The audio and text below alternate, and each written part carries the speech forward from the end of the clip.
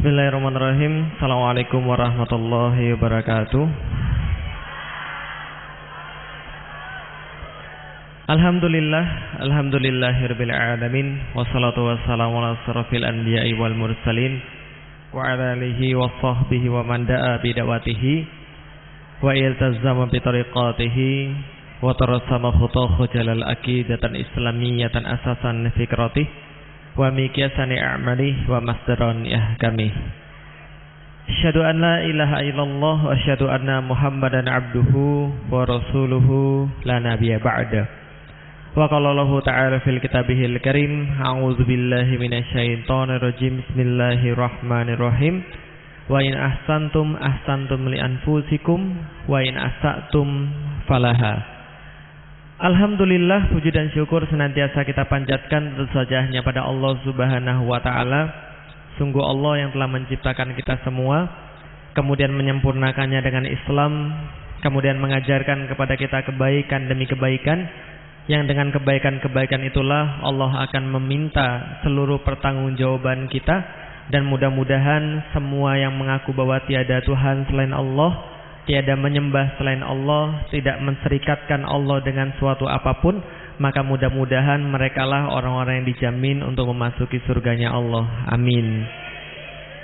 Salat dan salam semoga tercurah dan terlimpahkan kepada baginda Nabi besar Muhammad sallallahu alaihi wasallam, yang juga telah mengajarkan kepada kita arti daripada kebaikan, mencontohkan kepada kita dengan menjalankan kebaikan-kebaikan itu, karena beliaulah penghulu segala kebaikan. Tidak ada kebaikan selain daripada yang keluar dari lisan beliau, ataupun diperbuat lewat amal-amal beliau, ataupun bahkan dari diamnya beliau, itu pun sudah merupakan sebuah kebenaran. Maka siapapun yang mencontoh beliau Rasulullah Muhammad sallallahu alaihi wasallam, laksana seperti di sebuah dunia, yang dunia ini ibarat sebuah musibah, lautan musibah. Maka sunnah Rasulullah itu ibarat sebuah perahu, sebuah kapal, yang siapapun menaiki itu maka dia pasti akan selamat. Dia pasti akan hidup di dunia dengan bahagia, dan terlebih lagi dia bahagia saat di akhirat. Maka mudah-mudahan Bapak Ibu sekalian, kita tidak hanya mengaku pada Nabi bahwa dia adalah Nabi kita, bahwa Muhammad adalah Nabi kita. Tidak hanya mengaku. Yang paling penting Bapak Ibu sekalian, Rasulullah mengakui kita sebagai umatnya. Amin. Karena kata Rasulullah, nanti di hari akhir itu ketika saat manusia ditanyai, ada orang-orang yang umatnya Nabi tapi enggan masuk surga. Karena Nabi bilang seluruh umatku pasti masuk surga. Kullu ummati tadkhulul jannah. Seluruh muslim man kana la ilaha illallah Muhammadur Rasulullah tadkhulul jannah. Siapa yang mengatakan la ilaha illallah Muhammad Rasulullah, umatku muslim itu tadkhulul jannah, masuk ke surga. Illa man aba, kecuali yang tidak mau. Sahabat-sahabat heran, loh ada yang gak mau masuk surga? Dan ya, ada orang-orang yang tidak mau masuk surga, tidak mau mengakui Nabi adalah nabinya, dan tidak diakui oleh Nabi sebagai umatnya. Ada yang tidak masuk surga. Siapa? Man aba. Siapa yang mereka yang enggan masuk surga? Rasul katakan, siapa yang enggan menetapi sunnah-sunnahku, maka sesungguhnya dia enggan masuk pada surganya Allah. Siapa yang bermaksiat pada perintah-perintah Allah, itulah orang-orang yang enggan masuk surga. Maka mudah-mudahan kita selalu menepati perkataan-perkataan Rasul, perbuatan-perbuatan Rasul, agar mudah-mudahan surga itu menjadi layak bagi kita. Amin. Alhamdulillah Bapak Ibu sekalian, senang sekali bisa menjumpai dan bisa bersama-sama dengan Bapak Ibu sekalian di Kebumen, di daerah Mangli, Kuarasan. Kan ya, alhamdulillah Bapak Ibu bisa hadir di sini. Mohon maaf bagi yang pakai jalan jadi terhambat jalannya, tapi nggak apa-apa, sekali-kali ya. Dan untuk kebaikan. Nah, perkenalkan Bapak Ibu sekalian dan juga para ulama-ulama yang insya Allah terhormat yang tidak bisa saya sebutkan satu persatu.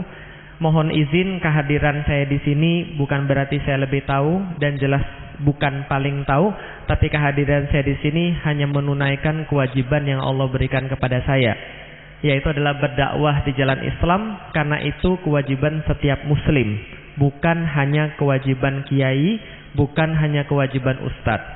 Maka saya mohon izin kepada kiai-kiai, kepada para alim ulama, kepada ustazah-ustazah, kepada ustadz-ustadz, dan juga kepada seluruh pini sepuh yang ada di sini untuk kemudian sedikit menyampaikan Islam yang saya tahu.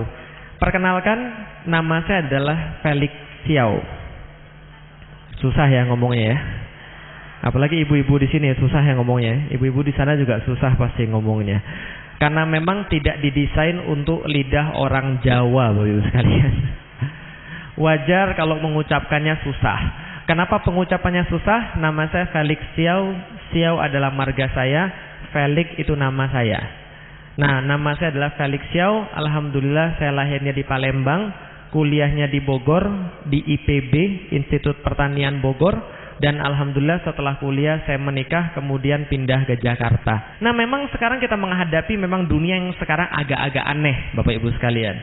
Di mana yang benar sekarang jadi nggak benar, yang nggak benar sekarang dianggap jadi benar, gitu kan ya? Kita menghadapi dunia yang memang aneh. Maka saya secara pribadi mengusulkan acara-acara yang seperti tadi ya, mbok ya kita ganti dengan acara-acara yang lebih positif. Acara-acara yang lebih manfaat. Karena hidup itu kan bukan di dunia saja. Betul Bapak Ibu ya. Hidup itu bukan di dunia saja, tapi insya Allah hidup itu juga di akhirat. Dan kalau berbicara tentang kehidupan dunia dan akhirat, banyak di antara kita sudah persiapan hidup di dunia. Benar gak? Benar ya. Pada punya rumah di sini Pak? Ibu-ibu punya rumah? Bapak-bapak punya rumah? Punya. Insya Allah semua di antara kita nggak ada yang pulang dari sini gelandangan atau tidur di masjid. Gitu kan ya? Semua orang punya rumah, kita semua persiapan di dunia. Baju ada berapa style ibu-ibu sekalian di rumah? Banyak ya. Baju banyak style. Motor ada. Kadang-kadang kredit 2 atau 3 motor. Kita persiapan banyak di dunia, tapi nggak banyak yang persiapan di akhirat. Tatkala mereka nanam tanaman, mereka beli obat-obatan yang bagus. Mereka kemudian beli benih-benih yang bagus. Mereka usahakan agar tanamannya nggak rusak. Supaya kenapa? Mereka bisa panen tanamannya. Setelah mereka panen tanamannya, mereka bisa dapat duit. Kalau sudah bisa dapat duit, ngapain? Bisa beli baju yang lebih bagus lagi, bisa beli motor yang lebih bagus lagi, atau bisa beli mobil gitu kan ya, atau bisa menyekolahkan anak. Semua itu untuk dunia, tapi di antara kita jarang yang mikir tentang akhirat. Betul atau betul? Contoh, rumah kita sudah punya, padahal rumah cuma ditinggali berapa lama? Paling 70 tahun, 80 tahun juga sudah semaput gitu kan ya. Hidup enggan, mati tak mau gitu kan ya. Hidup di dunia 70, 80, 90, 100 tahun Pak paling pol. Tapi hidup di alam kubur bisa ribuan tahun. Tapi rumah kita punya, tapi sekarang sudah beli kapling di kuburan belum? Belum kan ya? Itu artinya apa? Kadang-kadang kita nggak mikir tentang akhirat. Ibu-ibu punya baju berapa style banyak di rumah? Puluhan style ada?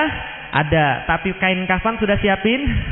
Belum, padahal kain kafan dipakai ribuan tahun dan itu pasti kita pakai nanti. Tapi bukan cuma untuk nakut-nakutin, tidak. Kadang-kadang cuma mengingatkan manusia kadang-kadang lebih peduli di dunia daripada peduli di akhirat. Maka adalah pengajian namanya majelis taqarrub ilallah. Majelis artinya duduk, walaupun ada yang berdiri nggak apa-apa. Taqarrub itu artinya mendekat Allah ya kepada Allah. Berarti kita duduk dan mendekat kepada Allah. Bahwa setiap promosi-promosi obat-obatan pestisida tidak harus disponsori oleh organ tunggal. Gitu kan ya? Nah itu acaranya jadi nggak barokah. Kalau nggak barokah, walaupun kemudian tanamannya bagus, bisa panennya nggak barokah. Ciri-ciri nggak barokah apa? Orangnya makin jauh daripada Allah. Betul atau betul? Nah ini yang terjadi. Nah makanya PT Biotis mencoba untuk kemudian membuat pengajian. Supaya kenapa? Kita tidak hanya memberikan produk-produk yang berkualitas, tapi juga memberikan sebuah hal-hal yang tidak hanya bermanfaat di dunia, tapi dibawa sampai mati insya Allah Bapak Ibu sekalian. Nah karena itulah hari ini saya hadir di sini. Perkenalkan sekali lagi, nama saya Felix Xiao. Tapi walaupun sudah diperkenalkan berkali-kali, tetap aja kalau ngelihat rasanya agak-agak aneh. Betul begitu? Agak-agak heran, betul begitu? Ya, kenapa agak-agak heran? Karena melihat sesuatu yang tidak biasa. Benar kan ya? Kenapa? Karena kalau lihat orang yang matanya sipit, yang kepikir biasanya apa? Selain Cina apa lagi? Shaolin. Terus selain Shaolin apa lagi? Hah? Jualan elektronik, itu kan ya. Nah, maka kalau lihat orang Cina mikirnya jualan elektronik, mikirnya Shaolin, mikirnya orang Cina, gitu kan ya? Non Muslim, gitu kan ya? Nah, kalau ngelihat orang Cina ngomongnya Islam rasanya agak-agak aneh. Betul begitu? Betul. Enggak pakai peci lagi.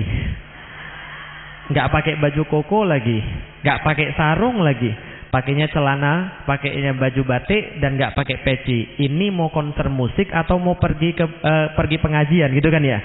Maka banyak orang yang tertipu dengan apa yang dilihat dengan mata.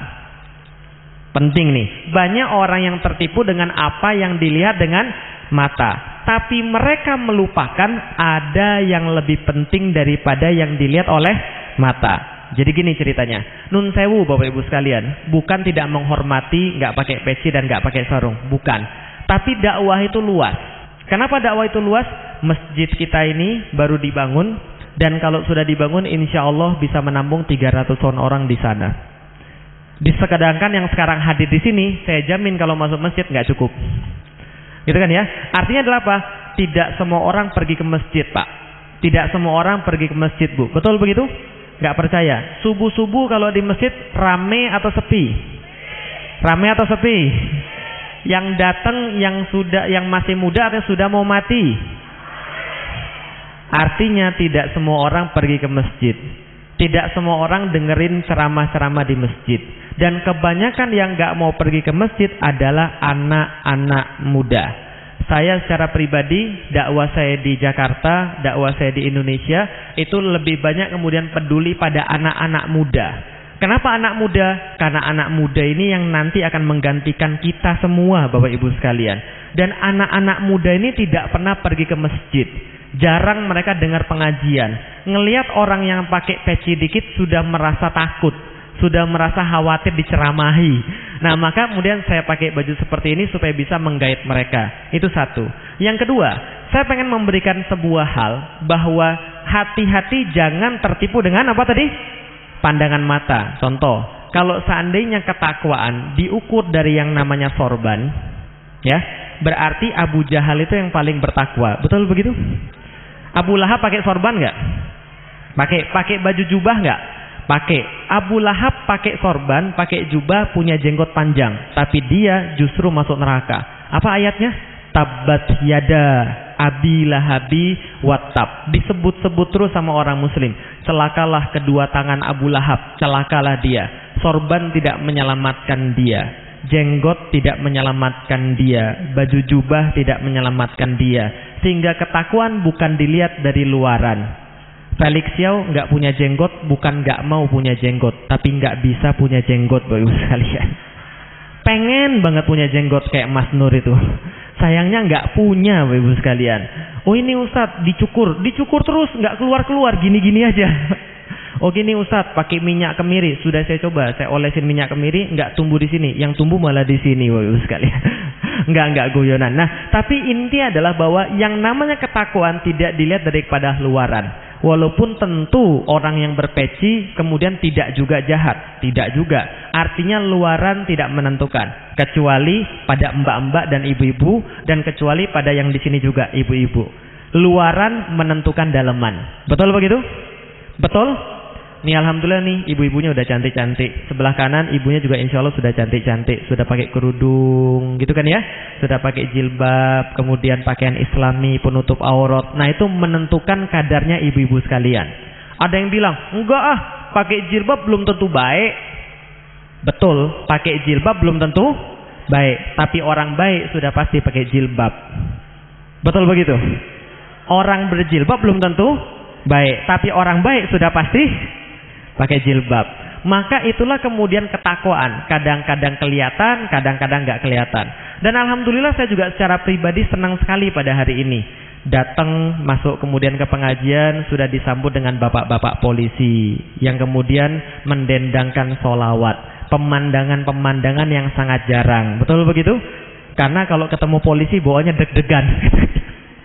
Bawa SIM nggak ya? Bawa helm nggak ya, itu dan sebagainya. Kadang-kadang deg-degan.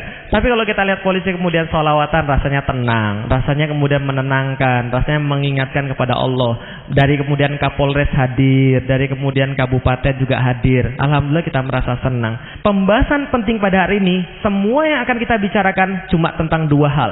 Satu, bisa melihat apa yang tidak dilihat oleh mata. Dan yang kedua, hebatnya berjamaah, Bapak Ibu sekalian. Coba lihat Bapak Ibu sekalian, perkara di dalam Islam. Saya pernah ditanya, Lix, apa sih sebenarnya setelah kamu masuk Islam? Ngomong-ngomong Bapak Ibu sekalian, saya awalnya bukan Muslim. 2002 saya masuk Islam, ketika umur saya 18 tahun. 18 tahun saya masuk Islam, kemudian sekarang sekitar sudah 11 tahun saya berada di dalam Islam. Dan saya ditanya oleh orang, Lix, apa sih inti daripada ajaran Islam? Saya katakan, inti daripada ajaran Islam, Bapak Ibu sekalian, adalah bahwa Islam memerintahkan kita untuk melihat sesuatu yang tidak bisa dilihat oleh mata. Sekali lagi, sesuatu apa tadi? Yang tidak bisa dilihat oleh mata. Contoh, bapak-bapak sekarang lihat saya, Pak. Jelas, Pak? Benar? Ibu-ibu lihat saya? Jelas? Ibu-ibu sebelah kanan lihat saya? Jelas? Itu namanya ngelihat pakai mata. Jelas, semua orang bisa melihat pakai mata. Maka pulang dari sini ibu-ibu ditanya, Bu, ngapain sih tadi di dekat Masjid Ad-Din ada ribut-ribut? Kok teriak-teriak, itu ada apa sih? Ada pengajian. Loh, kok ngapain malam-malam pergi ke pengajian?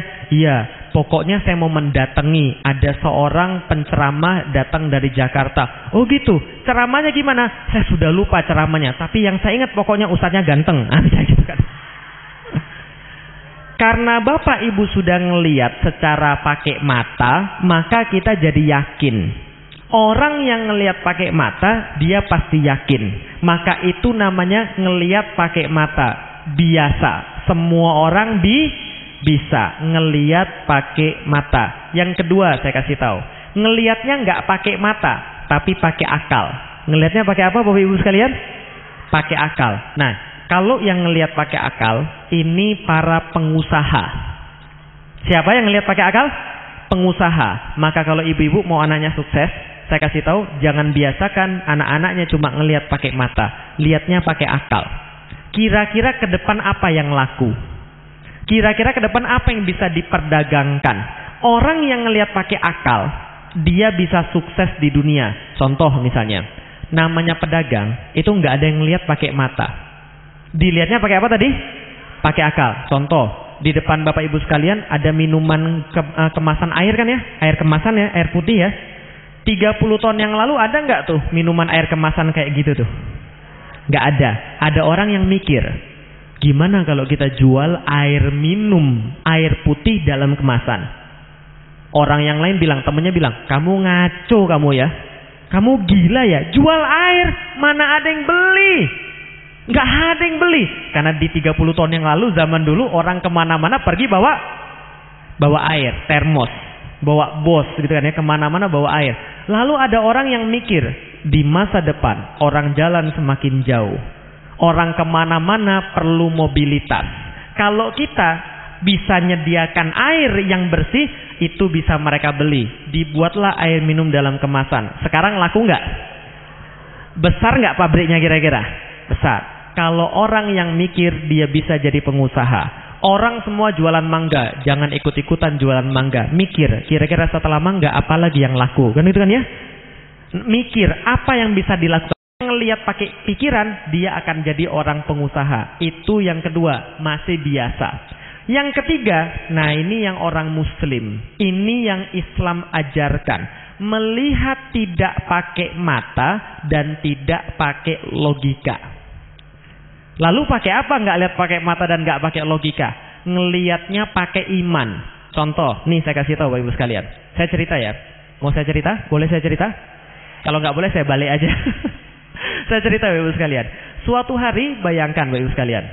Ini kan di daerah Kebumen, ya, daerah Gombong, Kebumen, Jawa Tengah, subur. Sekarang saya minta Bapak Ibu bayangkan bukan di Kebumen, tapi Bapak Ibu bayangkan Bapak Ibu hidup di daerah Arab. Pernah ke Arab? Belum pernah ke Arab? Belum? Madinah Mekah belum? Oke, kita aminin. Semoga yang aminin, semoga nanti bisa ke sana. Amin. Arab itu, Bapak Ibu sekalian, itu tanahnya semuanya batu. Nggak ada sama sekali tanaman di sana.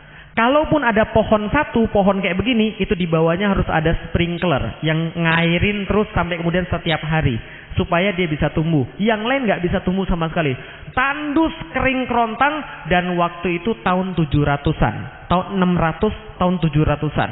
Tahun yang lama banget. Belum ada mobil, belum ada becak, yang ada cuma unta sama kuda sama keledai yang jadi metode transportasi. Coba bayangkan baik-baik. Dalam kondisi seperti itu, tiba-tiba ada seseorang pagi-pagi kemudian ngomong begini sama Bapak Ibu sekalian, ngomong begini, semalam nih saya didatangi malaikat. Kemudian dibedah jantung saya, dikeluarin jantungnya. Setelah dikeluarin jantungnya, maka jantung saya disiram pakai air zam-zam. Setelah disiram pakai air zam-zam, maka dimasukkan lagi jantungnya ke dalam. Makasih. Setelah dimasukin jantungnya ke dalam, maka dielus seolah-olah tidak ada lagi luka. Jantung saya sudah dibersihkan pakai air zam-zam. Setelah itu saya dibawa untuk melihat satu hewan yang sangat indah yang tidak pernah saya lihat sebelumnya. Dia lebih besar daripada keledai, lebih kecil daripada kuda. Dia punya 2 bentangan sayap yang sangat indah. Dan saya naik ke atas binatang itu, kemudian dipandu 1 kepak, 2 kepak, 3 kepak. Saya melihat Masjidil Aqsa di situ. Sampai di Masjidil Aqsa saya sholat 2 rakaat. Kemudian naik ke Sidratul Muntaha, bertemu dengan Tuhan pencipta semesta alam. Turun lagi ke Masjidil Aqsa. Kemudian dengan binatang yang sama itu yang punya sayap tadi terbang lagi balik ke Masjidil Haram. Semua terjadi dalam waktu 1 malam. Berapa lama? 1 malam. Kira-kira kalau Anda jadi orang yang diceritain, percaya atau enggak? Ngibul, bohong, nggak mungkin. Lah kenapa nggak mungkin? Coba pikir pakai logika, coba pikir pakai akal. Jarak Masjidil Haram sampai Masjidil Aqsa itu 1123 km. Berapa? 1123 km. Seperti jarak Jakarta Surabaya. Kalau jalan kaki Jakarta Surabaya berapa lama? Nggak pernah ya. Kalau naik kereta berapa lama? 8 jam. Mana ada? Berapa? 18 jam saya percaya. Berapa? 12 jam ya? Berapa jam sih Jakarta Surabaya, Pak? 16 jam ya. Jakarta Surabaya naik kereta 16 jam. Tapi ini jarak antara Masjidil Aqsa ke Masjidil Haram 1123 km yang kalau berdasarkan tunggangan kuda paling cepat pada zaman itu bisa 3 bulan, Pak. Tapi dia bilang berapa hari tadi? 1 malam. Siapa yang cerita kayak gitu? Siapa yang cerita kayak gitu? Muhammad Rasulullah. Isra Mi'raj. Saya diisrokan oleh Allah dari Masjidil Haram ke Masjidil Aqsa. Mi'raj ke Sidratul Muntaha. Balik lagi ke Masjidil Aqsa. Balik lagi ke Masjidil Haram. Semua terjadi dalam waktu 1 malam. Apa yang orang bilang kepada Rasulullah Muhammad? Kamu orang gila. Gak mungkin. Logikamu kemana? Otakmu kemana? Akalmu kemana? Gila. Maka Rasulullah dikatakan orang gila. Tapi kalau orang mukmin percaya nggak? Orang mukmin percaya nggak? Cerita itu diceritain kemana-mana. Langsung seluruh orang Arab mendadak bilang Muhammad gila karena cerita seperti ini. Tapi tatkala itu dikatakan kepada Abu Bakar As-Siddiq, maka Abu Bakar As-Siddiq berkata pada orang yang menceritakan, saya tetap percaya. Kenapa? Karena yang cerita adalah Muhammad Rasulullah Sallallahu Alaihi Wasallam. Yang bercerita adalah Nabi besar. Maka itu pasti merupakan sebuah kebenaran. Ini salah satu yang bisa kita lihat. Walaupun tidak bisa pakai mata, walaupun gak kepikir dengan logika, tapi ini adalah sesuatu yang terjadi atau tidak, Bapak Ibu sekalian? Terjadi walaupun gak bisa dilihat pakai mata tadi. Nah, ini yang pertama yang tidak bisa dilihat oleh mata. Contoh lagi misalnya Bapak Ibu sekalian. Kalau kalimat syahadat kita apa? Kalimat syahadat Asyhadu an la ilaha illallah, lanjutannya wa asyhadu anna Muhammadur Rasulullah. Sekarang saya tanya, siapa di sini yang sudah bisa ngelihat Allah? Siapa yang bisa ngelihat Allah? Kalau ada yang bisa ngelihat Allah, berarti Anda sesat, Bapak Ibu sekalian. Karena seluruh manusia itu tidak bisa melihat Allah. Hatta Nabi Musa saja tidak bisa melihat Allah. Tapi percaya nggak sama Allah? Yakin? Ibadah di dalam Islam, akidah di dalam Islam tidak bisa dilihat oleh mata. Allah misalnya tidak bisa dilihat oleh mata. Ini salah satunya. Contoh misalnya, Bapak Ibu sekalian, saya masuk Islam tadi tahun berapa tadi? 2002. Umur saya berapa Bapak Ibu sekalian? 18 tahun. Saya dibesarkan di Palembang Bapak Ibu sekalian. Saya dibesarkan di Palembang. Saya dibesarkan insya Allah dalam keluarga yang berkecukupan. Ini bapak saya hadir di sini, namanya Pak Iwan. Beliau direktur daripada PT Biotis. Ini bapak saya. Oh, sudah muslim belum? Doakan aja Ibu sekalian. Amin. Gitu. Nah, jadi saya dibesarkan dalam keluarga yang berkecukupan. Saya dibesarkan dalam keluarga yang nggak miskin, Bapak Ibu sekalian. Dan saya sekolah di IPB. Pertanyaan saya, Bapak Ibu sekalian, menurut Bapak Ibu sekalian, apa yang membuat saya kemudian masuk dalam Islam? Oh, justru itu yang mau saya tanyain gitu kan ya. Apa yang membuat saya masuk dalam Islam? Kira-kira saya cari duit untuk masuk dalam Islam, Bapak Ibu sekalian? Sorry, saya nggak nyari duit karena saya sudah berkecukupan dengan duit. Bahkan sampai sekarang, kalau saya cari duit, saya lebih baik nggak usah dakwah, lebih baik dagang, Bapak Ibu sekalian. Betul begitu? Betul begitu? Betul. Karena dagang dapat duit lebih banyak daripada ngisi. Gitu kan ya? Nah, maka ketika saya masuk Islam, saya nggak nyari duit, Bapak Ibu sekalian. Saya nggak nyari ketenaran, karena saya nggak suka dengan ketenaran. Loh, kok masuk TV? Terpaksa masuk TV, Bapak Ibu sekalian. Sekarang saya terpaksa masuk TV. Nah, artinya kemudian saya tidak nyari duit, saya tidak nyari ketenaran, saya tidak nyari apapun. Jadi kalau kita lihat pakai mata, justru yang lebih miskin sekarang orang non muslim atau muslim? Muslim. Yang lebih banyak nggak sekolah non muslim atau muslim? Yang lebih banyak nggak makan non muslim atau muslim? Yang keinjek-injek ketika berebutan BLSM lalu mati itu muslim atau bukan muslim? Muslim. Yang jadi pengemis-pengemis di jalan? Muslim. Kalau saya mempertimbangkan semua itu, yang saya lihat pakai mata, saya nggak bakal masuk Islam. Kalau saya cuma ngelihat pakai mata, saya nggak bakal masuk Islam. Tapi kenapa saya masuk Islam, Bapak Ibu sekalian? Karena saya berhasil mengetahui bahwa Islam adalah perkara yang bukan dilihat oleh mata. Bukan kemudian dilihat oleh logika, tapi percaya pada keimanan bahwa Al-Quran adalah satu-satunya kitab yang bisa dibuktikan dengan akal manusia. Karena itu saya masuk Islam. Orang yang tidak melihat hanya dengan mata, maka dia mendapatkan kebahagiaan di dunia dan kebahagiaan di akhirat. Satu. Yang kedua, saya cerita lagi Bapak Ibu sekalian. Istri saya orang Pati, Jawa Tengah. Dari sini ya ke Jogja, ke Solo, terus ke daerah Purwodadi, naik lagi ke atas. Istri saya orang Pati. Lahirnya itu di daerah Kota Pati. Kota Pati tahu ibu-ibu sekalian? Tahu ya? Sudah pernah ke sana? Sudah pernah. Ada yang sudah pernah, ada yang belum. Tempatnya kira-kira lebih besar ke Kebumen atau Pati kira-kira? Lebih besar Kebumen, betul. Istri saya bukan di Kota Patinya. 17 km ke selatan dari Kota Pati. Di rumahnya tuh setengahnya dari tanah. Dilahirkan dari keluarga nggak punya. Orang bapaknya kerja ke Sumatera, ibunya buruh tani. Itu adalah istri saya. Ketika dia masih kecil, dia berpikir begini, pokoknya saya nggak mau jadi kayak orang lain. Kalau orang lain mikirnya seperti itu, dia mikirnya di luar orang lain. Melihat sesuatu tidak pakai mata. Dia pengen memperbaiki hidupnya, pengen memperbaiki nasibnya. Maka dia kemudian mati-matian minta kuliah. Di saat orang-orang lain, anak-anaknya nggak ada yang kuliah. Ketika dia minta kuliah, ibunya bilang, jangan, nggak usah macem-macem, ngapain kuliah? Duit dari mana? Tapi dia pokoknya keras kepala mau kuliah. Akhirnya ibunya ngalah, membiayai dia masuk ke IPB, akhirnya dia kuliah. Tapi sekarang seperti apa dia? Sekarang dapatnya orang ganteng, Ibu sekalian. Melihat tidak pakai mata, percaya pada Allah, percaya kemudian pada keimanan. Sebagaimana cerita Isra Mi'raj tadi, saya secara pribadi, karena kemudian di dalam Islam Allah mengajarkan tidak pakai mata untuk melihat sesuatu, maka itulah sekarang akidah kita. Percaya sama surga atau enggak? Yakin? Benar? Yang percaya akan lihat. Tapi kalau yang nggak yakin, itu nggak akan lihat. Kenapa bisa begitu? Zaman dulu ada dua, Yahudi sama Muslim. Pas Rasul bilang tentang surga, Yahudi bilang, mana? Tunjukin dulu surga, baru saya percaya.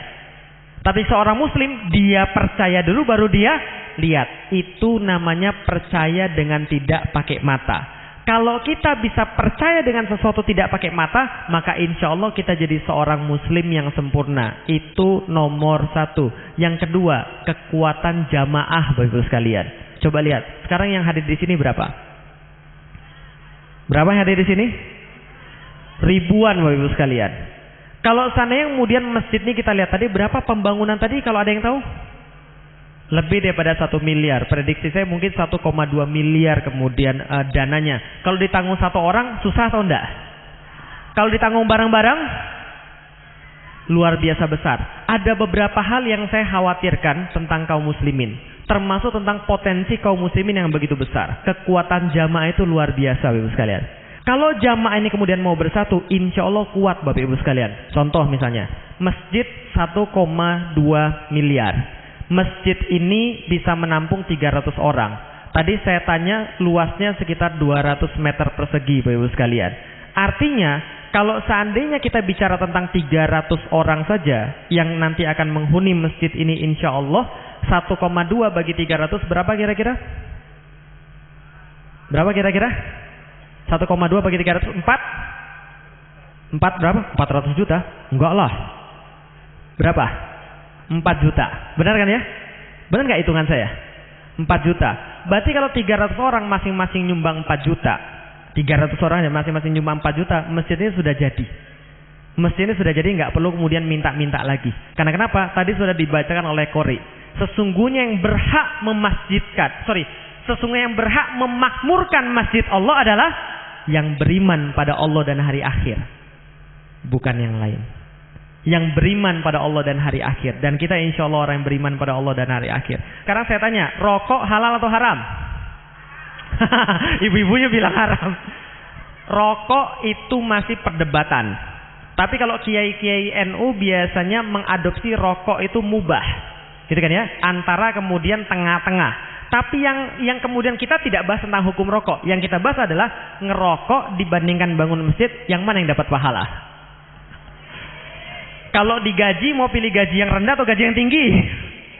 Amal juga sama. Amal yang rendah dengan amal yang tinggi, harusnya dipilih amal yang tinggi dulu. Rasulullah tatkala pergi ke Madinah, nggak bangun apa-apa sebelum masjid jadi. Nggak bangun apa-apa sebelum masjid. Setelah masjid jadi, Rasul baru mikir rumahnya di mana. Rasul baru mikir letak pasar di mana. Rasul baru mikir buat sekolah di mana. Karena masjid itu adalah seutama-utama tempat, adalah ukuran daripada ibadah seorang muslim.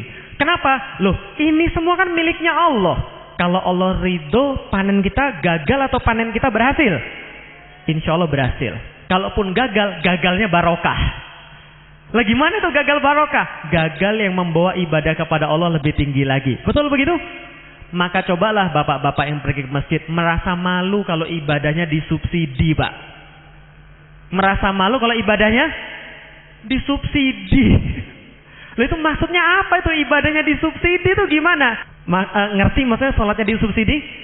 Sholat tapi yang bayarin orang lain, Pak. Mendingan mana? Sholat dibayarin orang lain atau sholat bayarin orang lain? Bayarin orang lain. Lah kenapa bayarin orang lain? Kalau kita bayarin masjid 1 meter, Pak, saya wakaf masjid 1 meter, Pak, 6 juta. Kalau nggak bisa sendiri, kekuatan jamaah tadi, ajak satu kelompok 10 orang, Pak, kami wakaf masjid 6 juta, 1 meter persegi. Kami nggak mau ibadah kami disubsidi. Kami mau subsidi orang lain dengan kemudian duit kami ini. Nah, maka kemudian bisa melakukan ibadah secara berjamaah seperti tadi. Atau contoh bagi panitia pembangunan masjid bisa ngelelang. Contoh, biasanya kalau kita pergi ke gedung-gedung yang bertingkat, ada nggak nama-nama gedungnya? Ada nama gedungnya? Ada. Di luar negeri, Pak, Bagi bapak-bapak yang bangun masjid, sudah ada yang seperti ini. Contoh, nama tempat wudunya, tempat wudu keluarga Bani Umar misalnya. Di situ ditulis siapa yang wakaf. Ini. Nah, ini berarti tempat wudunya dia, karena wakafnya dia. Atau ini toilet, namanya toilet Pak Sani misalnya. Boleh, silakan saja. Saya tanggung semua toiletnya, misalnya. Diwakafkan. Karena kenapa? Karena kalau diwakafkan, itu pahalanya mengalir terus walaupun kita sudah meninggal. Suatu waktu ada yang datang pada Rasulullah lalu berkata, "Ya Rasulullah, ibu saya sudah meninggal. Tapi bisa nggak kalau saya bersedekah atas nama ibu saya, lantas sedekah saya diterima?" Rasul katakan, boleh, dan ibumu yang dapat kemudian amal jariyahnya. Maka dia katakan, saksikan ya Rasul, saya sedekahkan seluruh kebun saya ini. Maka kebunnya jadi amal jariyah, wakaf jariyah. Wakaf beda dengan sedekah. Kalau sedekah, kita ngasih orang 100.000, dimakan habis, itu namanya sedekah. Tapi kalau wakaf, yang tidak sekali habis. Contoh, ngasih Al-Quran, itu wakaf. Beliin tegel masjid, itu wakaf. Disujudin orang sekali, pahalanya banyak. Bikinin pispot, dikencingin orang, pahalanya banyak. Karena di masjid. Gitu kan ya? Ini kemudian wakaf. Kalau kita mati, terputus seluruh amal pahala. Kecuali sedekah jariyah. Atau apa tadi namanya? Wakaf, Bapak Ibu sekalian. Maka kekuatan jamaah ini, Bapak Ibu sekalian. Kalau 3.000 orang nih semuanya peduli pada masjid, insya Allah semua urusan kita beres. Dan kita sadar tadi apa? Yang dijanjikan Allah yang gak dilihat pakai mata. Kalau dilihat pakai mata, orang bilang begini, ngapain sih lu nyumbang ke masjid? Sendiri aja makannya belum banyak, sendirinya aja makannya kurang, ngapain nyumbang masjid? Justru itu. Yakin gak sama Allah? Allah Maha Kaya? Yakin? Kalau Allah Maha Kaya, kira-kira Allah mampu nggak jamin kita? Kalau Allah sudah sayang sama kita, kira-kira Allah mau nggak kemudian bantu kita? Mau. Kalau Allah sudah sayang sama kita. Tapi kalau kita kemudian malah menjauh daripada Allah, maka Allah justru nggak bantu kita. Ini penting sekali. Kekuatan jamaah, meyakini kemudian janji Allah, meyakini kemudian setiap kemudian perintah Allah untuk memakmurkan masjid Allah tadi. Maka Abu Bakar mengatakan, kalau seandainya masjid mengalahkan pasar, maka masjid muncul naik, pasar juga muncul naik. Tapi kalau pasar mengalahkan masjid, masjidnya hancur, pasarnya juga hancur. Maka ini nih Bapak Ibu sekalian, di sini kemudian terlihat seluruh keimanan orang-orang di sekitar. Terlihat kemudian indikasi kita seperti apa Bapak Ibu sekalian. Maka menyelesaikan masjid itu bagian daripada kewajiban kita sebagai orang-orang yang mukmin. Dan saya secara pribadi juga begitu Ibu sekalian. Tapi kadang-kadang kan susah. Kadang-kadang kan susah untuk ngelepas duit. Betul begitu Ibu sekalian? Betul begitu? Nih saya kasih tahu. Kalau Bapak Ibu masih merasa kalau seandainya dirinya nggak tenang, dirinya nggak bahagia, mungkin kurang berbagi. Kurang apa? Berbagi. Contoh, kalau kita dapat senang nggak? Kalau kita dapat sesuatu senang nggak? Senang. Kalau dapat itu sifatnya senang.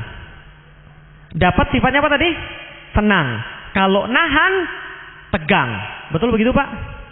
Betul Pak ya? Kalau nahan tegang Pak ya? Kalau dapat senang. Kalau dapat senang, nahan, tegang. Kalau dibagi, tenang. Pilih mana? Senang, tegang, atau tenang? Senang, tegang, atau tenang? Senang itu bisa dibeli pakai duit. Tegang apalagi. Tapi tenang tidak bisa dibeli pakai duit. Saya kasih tahu ya, tenang tidak bisa dibeli pakai duit. Tapi tenang bisa dibeli, bisa dikasih daripada Allah dengan cara apa? Berbagi. Coba deh, duit jangan disimpan terus, berbagi. Kalau kita berbagi, insya Allah kita tenang. Siap berbagi Bapak Ibu sekalian? Siap? Siap benar? Oke, kalau gitu kita buktikan Bapak Ibu sekalian. Ini masjid lagi penggalangan dana. Jadi hari ini kita coba berbagi untuk masjid. Mau Bapak Ibu sekalian? Dan insya Allah saya nggak hanya kemudian ngomong. Insya Allah saya contohin sendiri Bapak Ibu sekalian. Saya contohin dengan cara apa? saya kesini Bapak Ibu sekalian dibiayain oleh PT Biotis. Jadi kita nggak dibiayain oleh orang sini, kita dibiayain oleh PT Biotis untuk datang ke sini, dan secara pribadi saya nggak dapat apapun dari PT Biotis sebagai gantinya. Tapi insya Allah kita sama-sama berbagi pada hari ini. Caranya gampang Bapak Ibu sekalian. Nanti panitia akan mengedarkan kemudian kotak kemudian untuk kemudian disumbangkan di situ. Tapi sebelum kemudian ngasih kotaknya, saya pengen sesuatu yang lebih enak lagi. Panitia bisa bantu panitia? Tolong itu serbet meja diangkat maju ke depan. Boleh? Nah ini tolong serbet meja diangkat maju ke depan. Nih, buktiin kekuatan jamaah. Buka dompetnya, keluarin yang paling gede. Jangan yang paling kecil. Iya, sama Allah kok. Di sini taruh nih. Tolong tas saya Pak Tomo, maaf. Nah, coba cari dompetnya, cari yang paling besar. Biasakan mulai dari sekarang kalau bawa pergi ke Jumatan selalu ambil yang paling besar. Jangan ambil yang paling kecil. Bapak Ibu sekalian, saya tadi nggak tahu saya bawa duit berapa. Saya nggak tahu kemudian saya bawa duit berapa karena saya bawa dompet, saya nggak tahu duitnya berapa karena saya nggak pernah ngecek. Petugas ini dompet saya supaya berkeliling. Nah ini dompet saya ini ceritanya saya keluarin seluruh mulai isinya Bapak sekalian. Petugas isinya ternyata cuma 2 lembar. Bapak Ibu sekalian, bapak-bapak terutama yang sudah siapin duit maju ke depan Bapak Ibu sekalian. Silahkan taruh duitnya di sini untuk pembangunan masjid kita. Tafadhol, silahkan. Silahkan, maju aja Pak, nggak apa-apa, nggak usah malu. Silahkan maju, langsung kasih ke depan sini. Silahkan, maju aja Pak semua, maju, kasih ke depan sini. Silahkan. Ini adalah kemudian di depan ini adalah kemudian besar kecilnya berapapun terserah, tapi pakai yang paling besar. Silahkan. Silahkan maju, semua ngasih di sini. Untuk ibu-ibu tunggu aja, nanti ada petugas nanti yang akan datang ke sana. Yang lain petugas. Bapak-bapak boleh maju silahkan. Ini kekuatan berjamaah. Yang telah disediakan. Silahkan. Nabi Muhammad. Silahkan. Bapak-bapak maju silahkan. Boleh diisi di depan. Terus. Ini transparan Bapak sekalian. Silahkan. Petugas boleh bantu ke ibu-ibunya. Silahkan. Bapak-bapaknya boleh ke depan. Silahkan. Silahkan Pak. Silahkan. Jangan sampai ibadahnya disubsidi Pak. Silahkan. Monggo bapak-bapak sekalian. Boleh, silakan. Ya, ibu-ibu juga boleh. Silahkan, ada petugas nanti yang hadir di sana. Nanti setelah ini kita akan doakan bersama-sama orang-orang yang berinfak insyaallah. Silahkan. Insya Allah Bapak Ibu sekalian, kalau kita yakin pada Allah, apapun kemudian yang menjadi kesulitan kita, Allah akan angkat. Kalau kita benar-benar yakin pada Allah, bukan duitnya, tapi keyakinan pada Allahnya itu yang penting. Silahkan. Bapak-bapak yang belum maju boleh silahkan langsung maju ke depan. Silahkan. Silahkan. Karena majunya bapak-bapak sekalian akan kemudian menyemangati yang lain untuk ikut nyumbang juga. Silahkan. Silahkan Pak. Cari yang paling gede Pak, supaya Allah juga ngasihnya yang lebih gede lagi. Insya Allah. Rahmatan lil alamin. Nurul huda lil. Silahkan panitia. Ya, kenapa Ibu? Sudah ya, alhamdulillah. Mudah-mudahan nanti setelah ini kita sama-sama doakan. Nabi hadirin i'lamu ilmal yakin. Ya, silahkan. Nabi hadirin i'lamu ilmal yakin anna rabbal alamin afrudu sallallahu alaihi anna rabbal alamin afrudu sallallahu alaihi an-nabi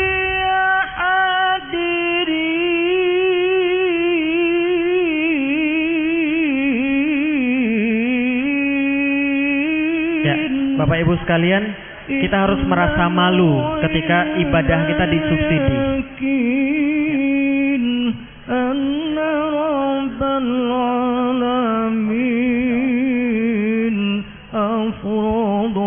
Ya, barusan saya juga mendapatkan kabar bahwa insya Allah PT Biotis juga akan menyumbang, insya Allah menyumbang 10 juta Bapak Ibu sekalian. Mudah-mudahan doakan, mudah-mudahan barokah.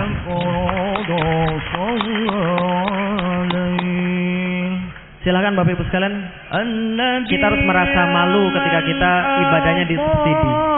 Mudah-mudahan dengan jadinya masjid ini bisa memperbaiki kemudian akhlak-akhlak masyarakat kita, memperbaiki kemudian agama-agama di tempat kita. Semuanya untuk kita juga Bapak Ibu sekalian.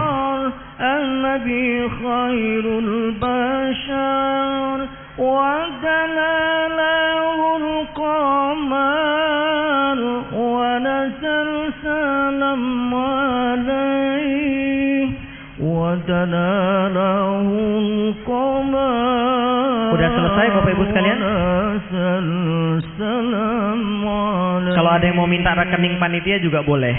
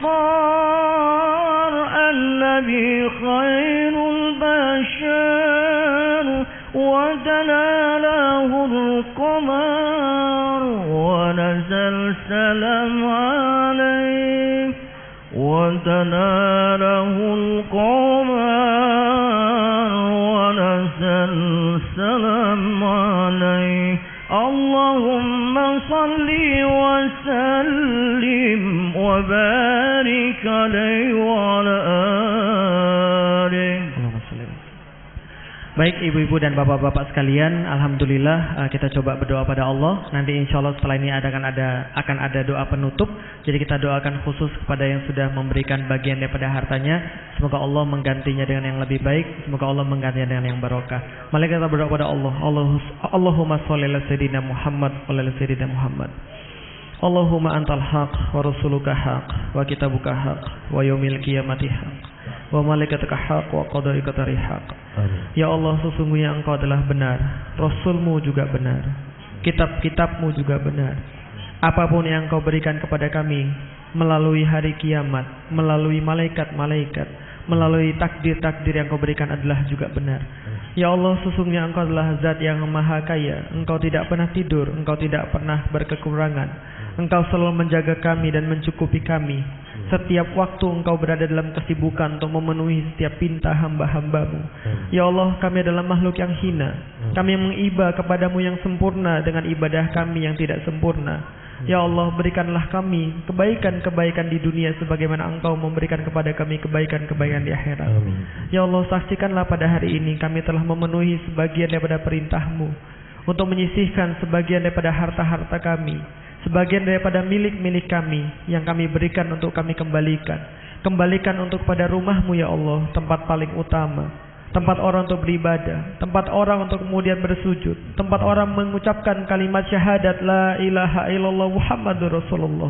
Ya Allah, sesungguhnya kami berusaha untuk menepati setiap perbuatan-perbuatan Nabi-Mu yang mengutamakan masjid daripada diri kami, yang mengutamakan masjid daripada makanan kami, yang mengutamakan masjid daripada diri kami. Sesungguhnya masjid kami adalah hidup kami, masjid kami adalah masyarakat kami.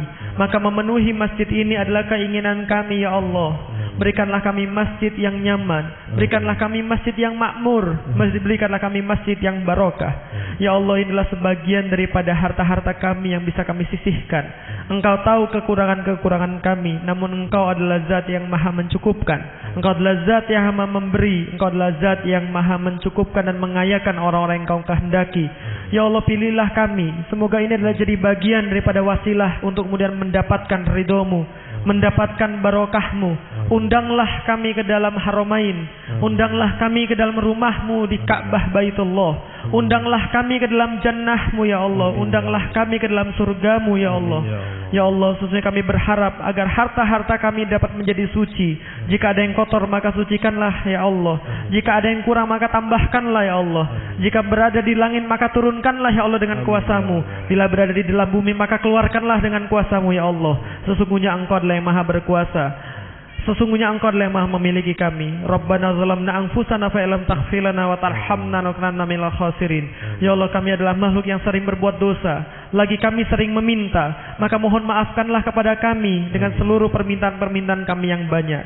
Namun kami memohon kepadamu ya Allah, berikanlah istri-istri kami kebaikan, berikanlah suami-suami kami kesolehan, berikanlah anak-anak kami agar mereka sedap dipandang mata, dan kelompokkanlah kami menjadi orang-orang yang bertakwa. Rabbana atina fid dunya hasanah wa fil akhirati hasanah wa qina adzabannar. Subhanaka rabbika rabbil izzati amma yasifun wa salamun ala mursalin walhamdulillahirabbil alamin. Allah Maha mendengar Bapak Ibu sekalian, dan setiap daripada kita pasti punya permasalahan. Setiap daripada kita pasti punya kemudian kekurangan, dan sebaik-baik tempat meminta adalah Allah. Maka di dalam Islam ada satu hal yang sangat berarti yang mudah-mudahan kita ingat, iyyaka na'budu wa iyyaka nasta'in. Setelah kita beribadah pada Allah, barulah kita layak meminta kepada Allah. Ketika tidak ada ibadah yang kita bisa berikan pada Allah, maka layakkah sebagai seorang manusia kita meminta kepada Allah? Maka ketika kita sudah beribadah lalu kita meminta, insya Allah Allah akan mengabulkan. Mudah-mudahan Allah mengabulkan semua doa kita. Mudah-mudahan Bapak Ibu sekalian berada dalam barokah. Billahi taufiq wal hidayah wa fu minkum. Assalamualaikum warahmatullahi wabarakatuh.